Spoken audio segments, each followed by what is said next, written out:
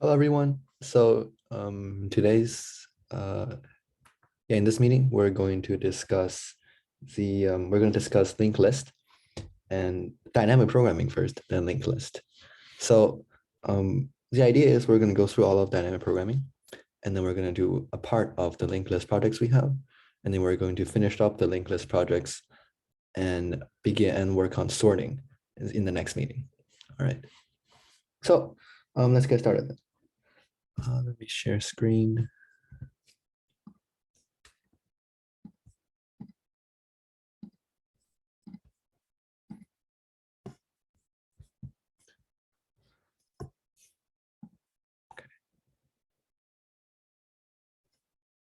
So as you may know, what dynamic programming is, it's an algorithm technique for solving a problem by recursively breaking it down into simpler subproblems. So it's essentially recursion, but optimized. It's an optimization over just plain recursion. Whereas in recursion, you would break down each problem into a subproblem, which is what's going on here. In this case, you would also solve each subproblem just once and then remember its answers. And the benefit of doing so is you avoid recomputation of the answer for similar subproblems every time.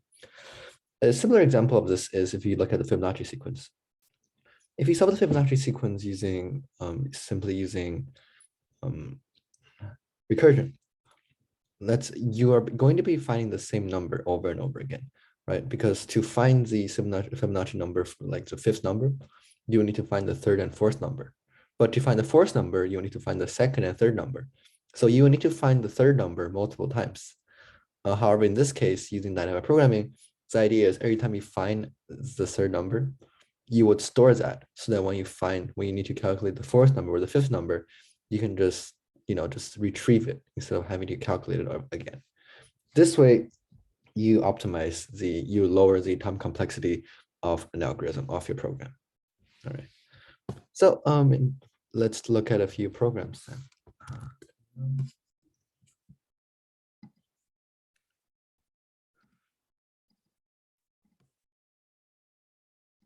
Let me share the whole screen.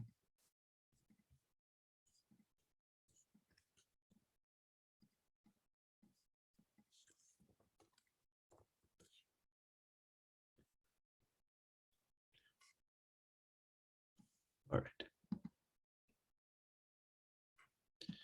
So there are three projects in here. The first project is similar to the recursion one. It's the same project, climbing stairs. The premise is there's a person who can only climb one or two steps at a time, and then how many ways can that person climb? How many distinct ways are there for that person to climb to the top? Let's say we have to go to step 10, right? How many ways are there to reach step 10? You can do 1 1 1 1 1 1, or you can do like 2 2 2 1 1 1 1 1, or what's worse, and so on. Lots of different ways. And how would you do that? In here, you can actually, one recommendation I have is when you work on this project, introduce it by looking at what you did for the recursion project, making a quick comparison. Right? In the recursion project, you'll see that you do it recursively. All you need to find out what the current step is, you need to find out what the previous two steps are and sum them up. And you see that it's really the same idea here, except when you find out what the previous, how many ways you can take to get to the previous step, you store that information. All right, let me take a look at the code here. So if you have less than two steps, you return n, which makes sense, right? If you need to get to step 2, there are 2 ways. If you need to reach step 1, there's 1 way. For every future step, what you do is you store this information into a list called states. So the idea of states is you can just think of it as a place where you store all of the previous steps. More formally, states is basically a place you store basically the state. So let's say you want to find state I, right? And then to find state I, you need to find the previous states. In this case, so basically this is a list that stores that information. If you look right here, for step 1, to get to step 1, it takes 1 step. To get to step 2, it takes 2 steps. and we basically store that information in the list states, right? The index represents the number of steps. The index represents the steps, while the what's stored in there represents the values, represents how many ways to get to that step. And as you can see, you basically just loop through it. You loop from step 3, from step 3 all the way to step n, which is the top step, the step on top, right? You basically calculate how many ways it takes to get to that step, and then you use that information to calculate the next one, right? And that's it. So in this sense, you can see that it's a lot less time consuming than the recursion method, because in this case, we don't need to find, let's say, step 3 multiple times. It's already found once, and you can just use it by calling upon the list. All right, so that's climbing stairs. The next project is going to be longest palindromic substring. The idea here is you're given a string S, and then you want to find out what is the longest palindromic substring in there.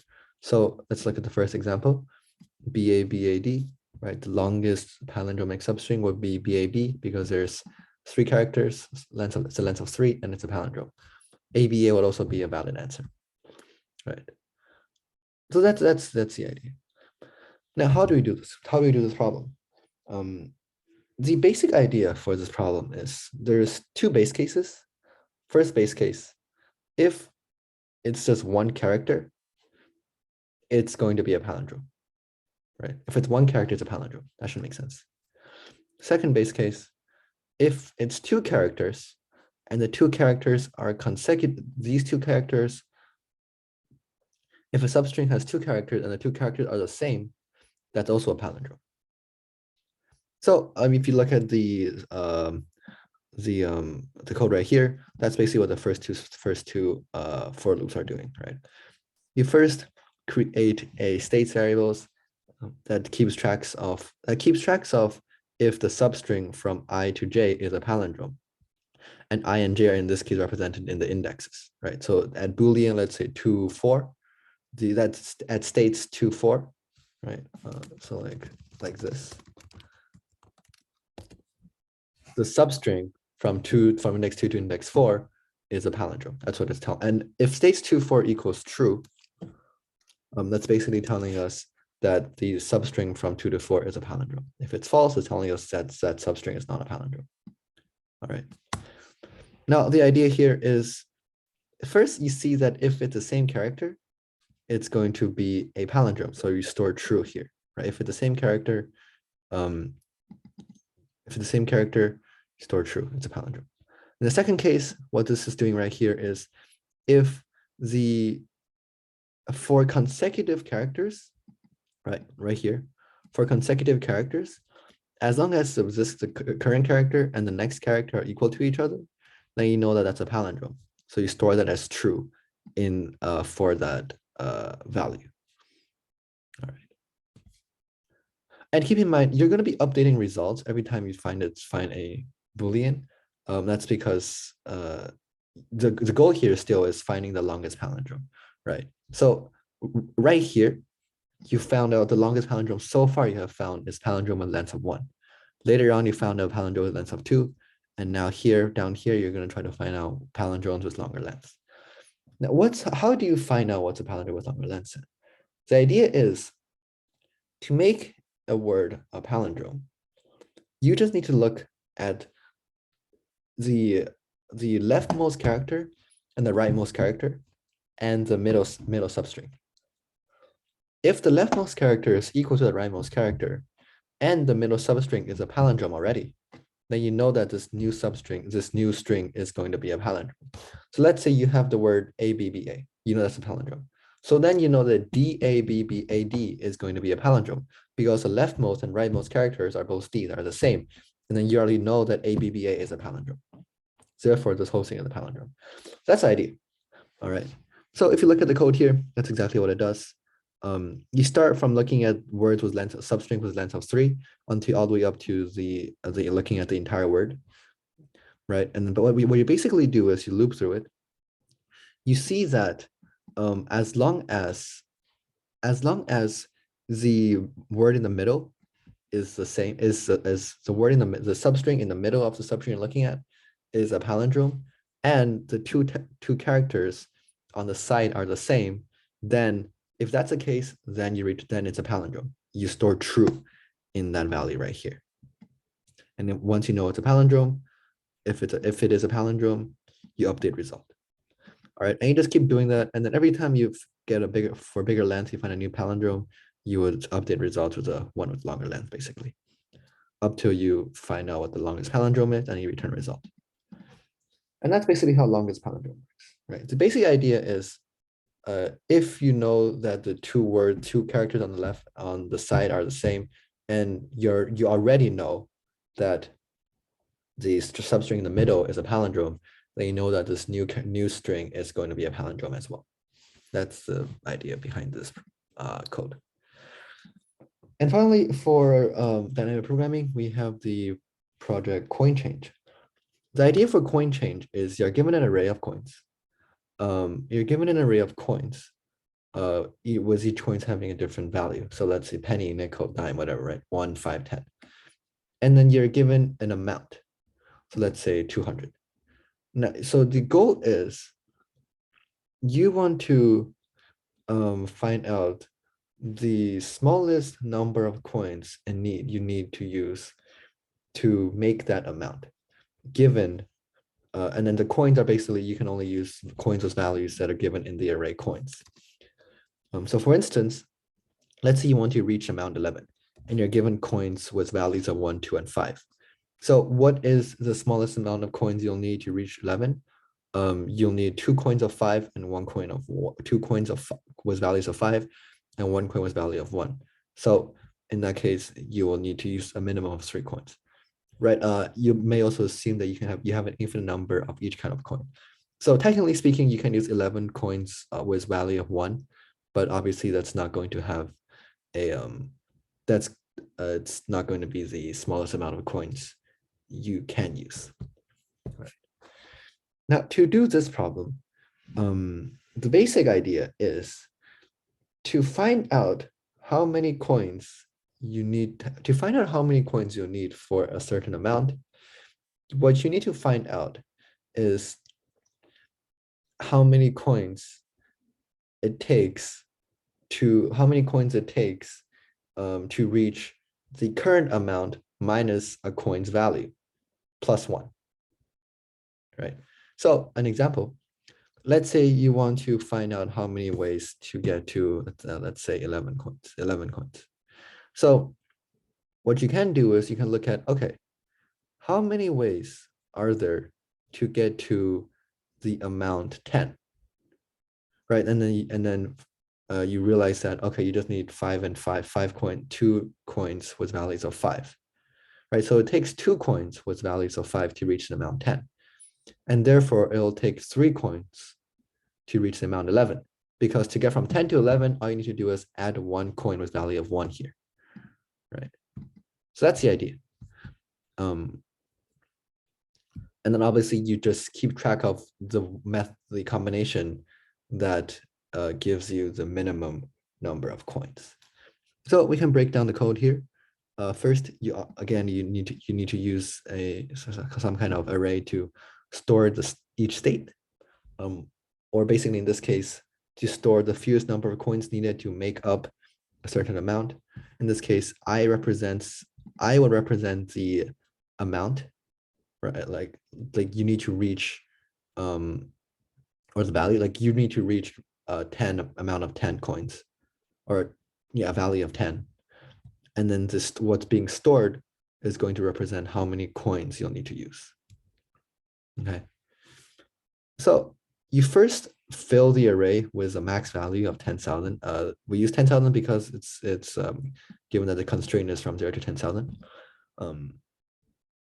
So in this sense, we assume like this is basically the max value, so that every time you find if every time we find a possible combination for that coin, you can just update it.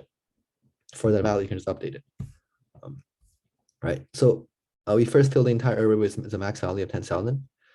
Since we know that the at state 0, when you don't need when you want to reach the amount 0, you don't need any coin. So we just store that there. And now you just do dynamic programming. You loop through from 0 to the amount. Now you want to check how many coins it takes to reach each amount, right? And then within that loop, you loop through each coin in your array of coins. Recall that coins is 1 to 5, where the coins you're allowed to use, right? And then what's basically going on here is every time, as long as, well, first of all, you have to see that the amount is greater than the coin. So if you're only looking at the amount 3, right? Obviously, you can't use a coin of value 5 to reach the amount 3. So if this condition is not true, you just skip whatever's going on here. If, however, it is true, what you basically do is you see what is the smaller number. The current number of ways it takes to reach the amount, or how many the number of coins it takes to reach the amount minus the coin value plus 1. Right, so that's I mentioned before. It's this idea that, okay, how do you find how many coins it takes to reach coin 11? You find out how many ways it takes to reach right here, either coin 10, either amount 10, amount of 9, or amount of 6, right? 11 minus 1, 11 minus 2, or 11 minus 5. And then in that case, and then you basically see which one gives you the smallest number, the smallest amount of coins, number of coins. And that's how it works. And then finally, you just check, okay, if the amount is still the initial, if the value is still equal to the maximum value, you know that there's basically no combination of coins that can produce this amount of money. And if that's the case, you return -1. Otherwise, you just return the number of coins it takes to reach that amount. All right, so that's CoinChange. Now let's take a look at the next project, linked list. Linked list, we have a few more problems compared to the other one. As you can see, linked list two pointers actually. Products two pointers. The idea behind 2 pointers is it's basically pointers are references to an object. So an example are their indexes to an array, right? And then the idea of 2 pointers is you look at you have 2 pointers. And then you can either look from the 2 ends of the array, or maybe you have 2 pointers that start at the same place, but one pointer goes faster than the other pointer, etc. A pretty simple example is palindrome, right? If you're just given a word and you want to find what the palindrome of, if that word is a palindrome, you basically have 2 pointers, one starting from the left-hand side, one starting from the right-hand side. And you basically compare the characters and then see if each character is the same. If they're the same, you keep going. And then just see if all of the characters are going to be the same. All right. And in this case, we're going to be using array list and linked lists. For today's lesson, it's just going to be on array list. The next part is going to be a linked list. So array list is a class that is a resizable array, which can be found in the java.util package. We use array list instead of just built-in arrays because in array list, it's resizable. You can just add values to it or remove values. Or in linked list, you can still add and remove values, but the size of the array cannot be modified. So the first project in the 2 pointers project is going to be valid palindrome. And basically what I just said, right? How do you find out if a word is a palindrome? You look at the end of the 2 words. If they're the same, you look at the next 2 characters. You move the pointers inwards, and if they're still the same, then you move the pointers inwards until the 2 pointers kind of cross. All right. Now for this project, slightly more complicated than just looking at a word. You also have to consider spaces and commas. Like if you just ignore spaces and commas and capitalization, right? And you just look at the word. So in this case, this string right here is going to be true because you ignore the space. If you ignore the space, ignore the commas, you see that it's just this word right here, this string right here. And this string is a palindrome.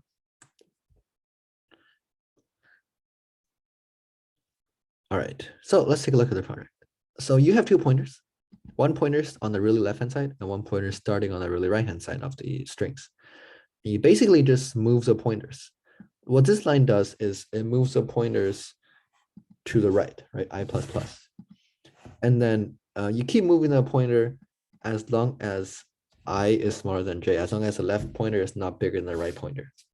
And you keep moving that pointer as long as the character this pointer is referring to is not an alphabetical number. And you do the same thing with the right hand side pointer. And you just compare.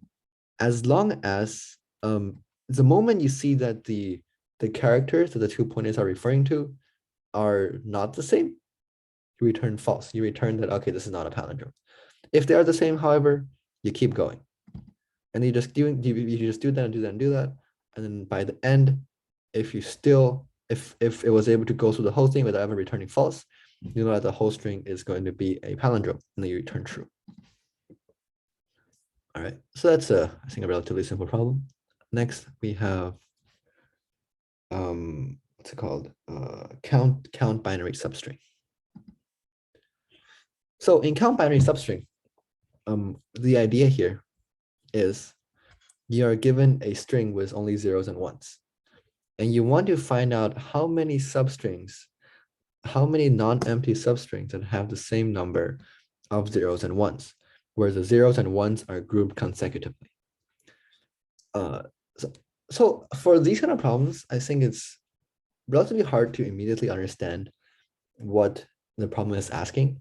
So just spend some time, I mean, for both you and for the students, to spend some time trying to understand what's going on in the problem, what it's asking you, especially just going over with the students and making sure what they're basically doing, right? But the idea of this project is, let's say you're given this string right here, it's only going to be zeros and ones. You want to find out how many substrings there are that has an equal number of zeros and ones that are on the same side. So an example, 0011, that's one example. In this substring from the string, you have an equal number of zeros and ones. 01 is also an example, right? 1100 is also another example. 10 is also another example. However, you notice that 0110 is not an output because the zeros are not grouped together. They're not grouped consecutively. And basically you want to count how many of these substrings are there. So let's just break down the code. You first initialize a variable result. Result basically stores the number of substrings that are that's present or that's there. You create a character. You store the first character of the substring into a character called prev. And the idea of this character is you use this character to check if you have ever flipped per se, right? If you have ever went from a 0 to a 1, or if you went from a 1 to a 0. All right. You have a left, if you have the first pointer called L, this is going to be this is not, yeah. Well, okay, so what L is it keeps tracks of the left count of the string. So if you have a substring with 0, 1, 1, you see that the part on the left side is going to be 0, and this is one of them. So the left count is just going to be 1, right? L will be 1 here. And the R is going to be just what's on the right-hand side. So in this case, it's going to be 2. It counts, there's 2 ones. So it stores 2. You initialize both of them with just 0.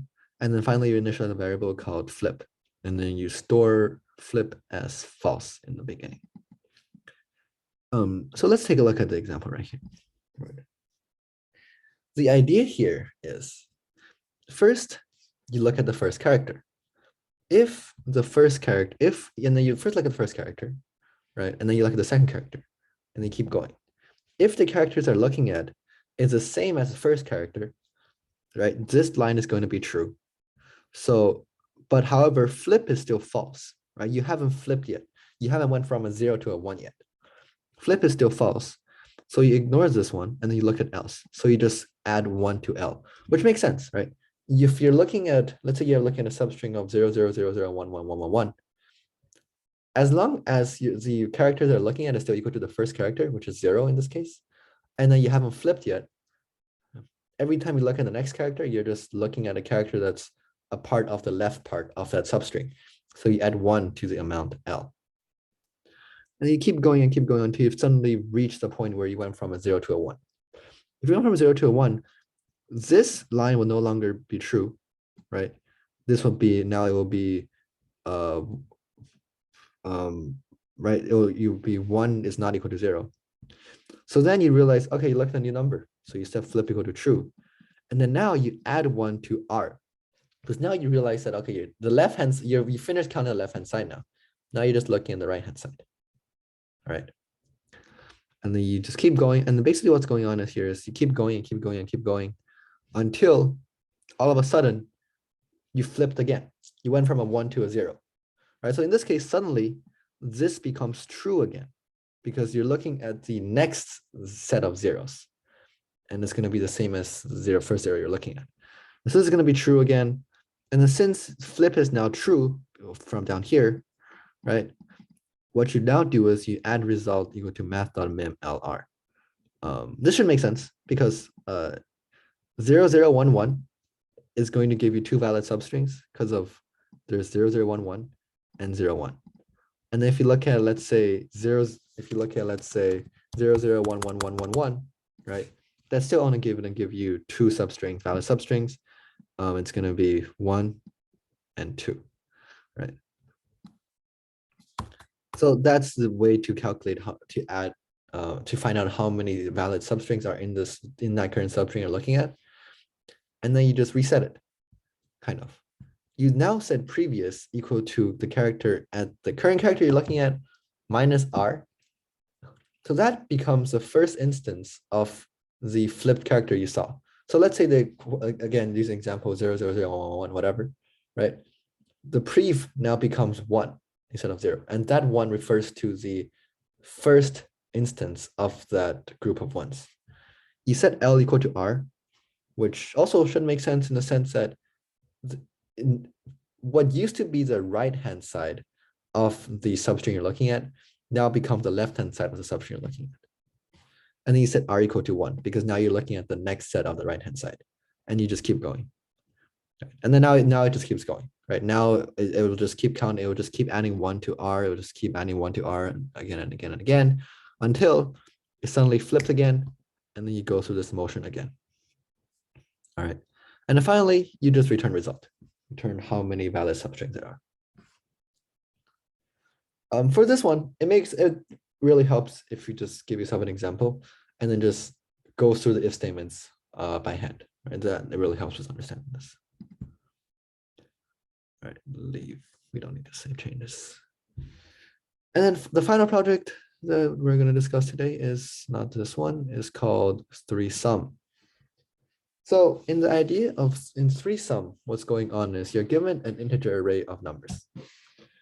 And the goal is you want to find out triplets in that array that adds up to 0.